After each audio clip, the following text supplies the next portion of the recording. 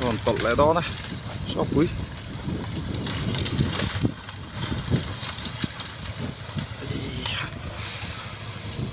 Hay.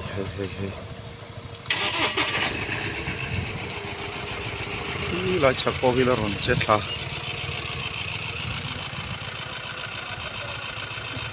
Chắc lắm phải anh đã đi đâu ạ?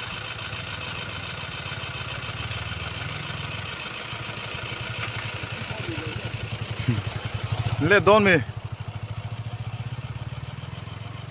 Đó là một thời gian mấy cái lại chắc khi lại rồi hùng ôm na, bùi cái làm tập chia này,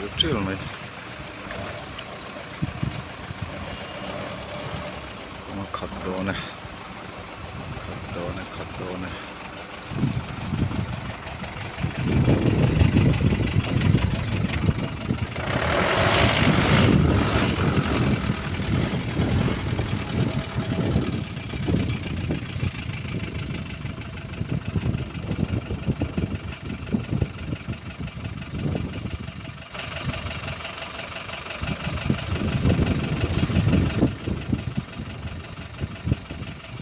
Lại cái người ta chi không ạ?